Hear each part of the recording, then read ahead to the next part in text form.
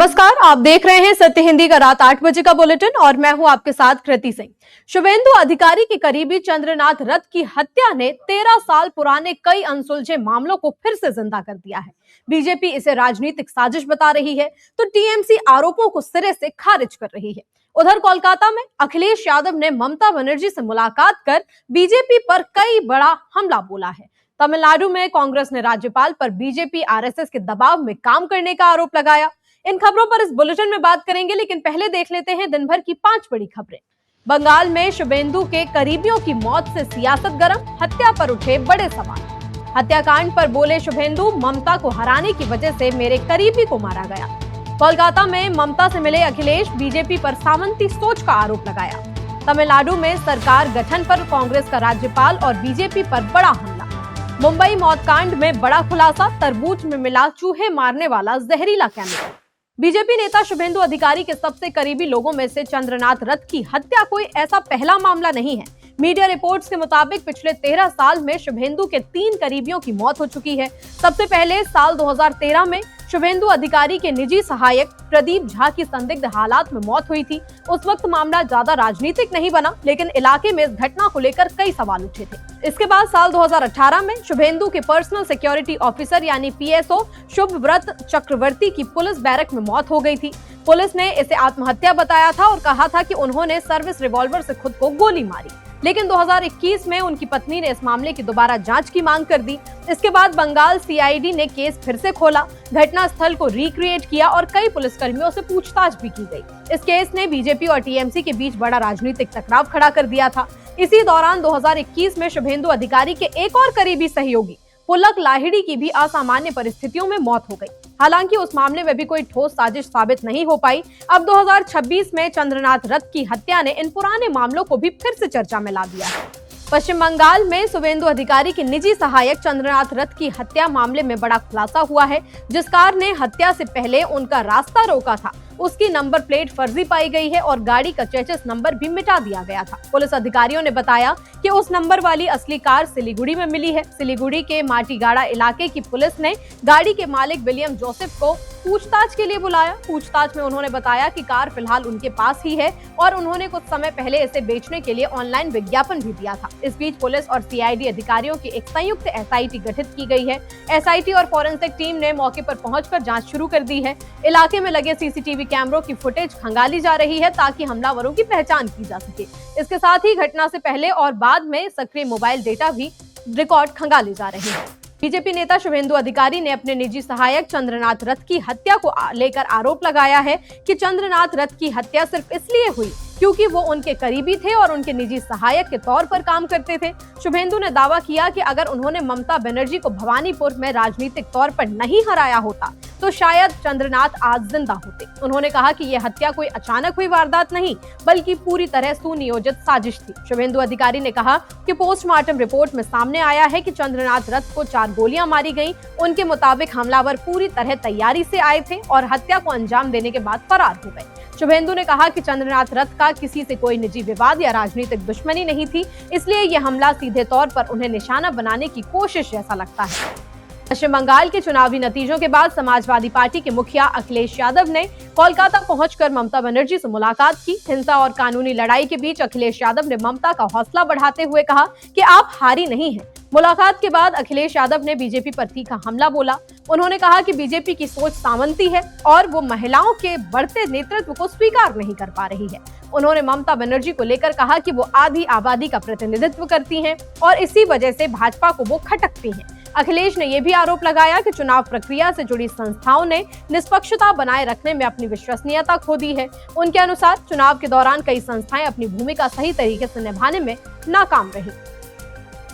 तमिलनाडु में सरकार गठन को लेकर जारी सियासी घमासान के बीच कांग्रेस ने अब राज्यपाल पर सीधा और तीखा हमला बोल दिया है। कांग्रेस के तमिलनाडु प्रभारी गिरीश ने आरोप लगाया कि राज्यपाल संविधान और जनता के जनादेश का सम्मान करने के बजाय बीजेपी और आरएसएस के दबाव में काम कर रहे हैं। चेन्नई में मीडिया से बातचीत करते हुए उन्होंने कहा कि राज्यपाल का आरएसएस बैकग्राउंड और नरेंद्र मोदी अमित शाह का दबाव साफ दिखाई दे रहा है। कांग्रेस नेता ने कहा कि ऐसा लग रहा है जैसे राज्यपाल संविधान के सामने नहीं बल्कि बीजेपी के सामने झुक रहे हैं, जो बिल्कुल गलत है। गिरीश ने सवाल उठाया कि जब संविधान साफ कहता है कि बहुमत साबित करने की सही जगह विधानसभा का फ्लोर है, तो फिर राज्यपाल के सामने बहुमत साबित करने की जरूरत क्यों पड़ रही है। उन्होंने कहा कि तमिलनाडु की जनता ने जो जनादेश दिया है उसका सम्मान होना चाहिए और किसी भी तरह लोकतांत्रिक फैसले को कमजोर करने की कोशिश नहीं की जानी चाहिए। उत्तराखंड में चंपावत सामूहिक बलात्कार के मामले में कांग्रेस ने बीजेपी पर जमकर हमला बोला है। कांग्रेस ने एक्स पर लिखा, बीजेपी से बेटी बचाओ। कांग्रेस का आरोप है कि उत्तराखंड में बीजेपी नेता पूरन सिंह रावत ने अपने साथियों के साथ मिलकर एक नाबालिग लड़की का गैंगरेप किया।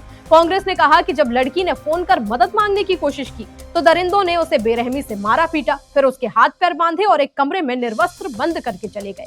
ये दिल दहलाने वाली घटना बताती है कि आज बीजेपी के गुंडे मवाली महिलाओं के लिए सबसे बड़ा खतरा बन चुके हैं। कांग्रेस ने आरोप लगाया कि एक तरफ नरेंद्र मोदी महिला सुरक्षा और सम्मान की डींगे हाँकते हैं और दूसरी तरफ बीजेपी नेता महिलाओं की आबरू रौंदने से बाज नहीं आते। बुलेटिन में आगे अभी और भी खबरें हैं। पूरी खिलाने पर सियासत, अखिलेश का बीजेपी पर हमला। तरबूज में मिला जहर, मुंबई मौतकांड में बड़ा खुलासा। नीतीश कुमार के बेटे निशांत बने बिहार सरकार में मंत्री। अमेरिका ने ईरान को दिया नया परमाणु समझौता फ्रेमवर्क।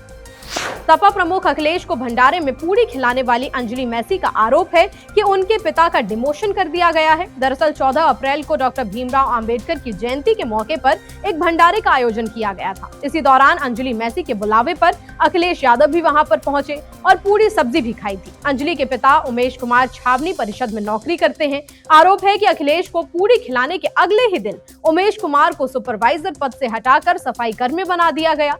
इस मामले को लेकर अखिलेश यादव ने सोशल मीडिया प्लेटफॉर्म एक्स पर बीजेपी सरकार को सीधे निशाने पर लिया। उन्होंने कहा कि बीजेपी पीडीए समाज के लोगों के खिलाफ है और हमेशा रहेगी। अखिलेश ने लिखा कि सिर्फ इसलिए एक महिला के पिता को प्रताड़ित किया जा रहा है क्योंकि उन्होंने बाबा साहेब की जयंती पर मुझे पूरियां खिला दी थी। अखिलेश यादव ने यह भी कहा कि इससे पहले भी उनके चाय पीने की वजह से एक पीडीए समाज के चाय वाले युवक को परेशान किया जा चुका है। उन्होंने बीजेपी पर बदले की राजनीति करने का आरोप लगाया और कहा कि ये बेहद निंदनीय है। मुंबई में एक ही परिवार के 4 लोगों की रहस्यमयी मौत के मामले को अब तक फूड पॉइजनिंग माना जा रहा था। उसमें फॉरेंसिक रिपोर्ट ने बड़ा खुलासा कर दिया है। जांच में सामने आया है कि डोकाडिया परिवार की मौत किसी खराब खाने से नहीं बल्कि चूहे मारने वाले खतरनाक जहर जिंक फास्फाइड की वजह से हुई है। सबसे चौंकाने वाली बात यह है कि यही जहरीला केमिकल उस तरबूज में भी मिला है जिसे खाने के कुछ घंटे बाद पूरा परिवार तड़पने लगा था। 26 अप्रैल की रात अब्दुल्ला डोकाडिया, उनकी पत्नी नसरीन और दोनों बेटियों आयशा और जैनब की मौत हो गई थी। परिवार ने रात में बिरयानी खाने के बाद तरबूज खाया था। शुरुआत में शक फूड पॉइजनिंग पर गया, लेकिन अब जांच ने पूरी कहानी बदल कर रख दी है। फोरेंसिक टीम को चारों के शरीर और तरबूज के सैंपल में जिंक फास्फाइड मिला है, जिसका इस्तेमाल आमतौर पर चूहे मारने के लिए किया जाता है। अब सबसे बड़ा सवाल यही है कि आखिर तरबूज में इतना खतरनाक जहर पहुंचा कैसे और क्या ये किसी की लापरवाही थी या फिर सोची समझी साजिश। सीएम नीतीश के इस्तीफे के बाद आज बिहार में नई सरकार के मंत्रिमंडल ने शपथ ली। पूर्व मुख्यमंत्री नीतीश कुमार के बेटे निशांत कुमार ने भी मंत्री पद की शपथ ले ली है।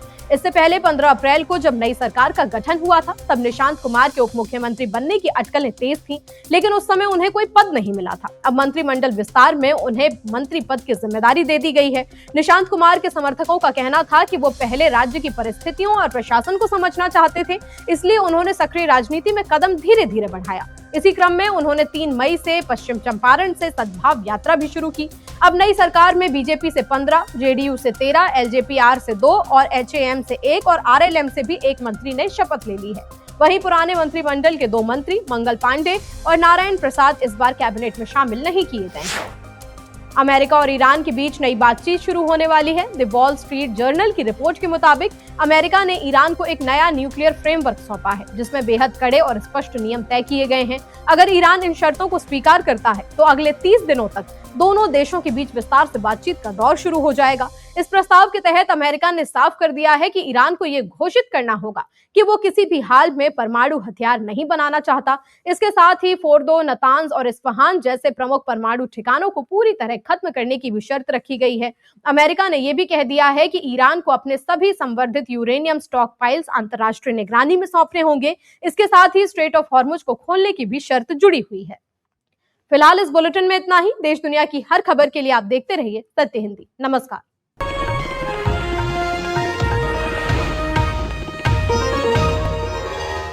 Copyright disclaimer under Section 107 of the Copyright Act 1976. Allowance is made for fair use for purposes such as criticism, comment, news reporting, scholarship, and research. Fair use is a use permitted by copyright statute that might otherwise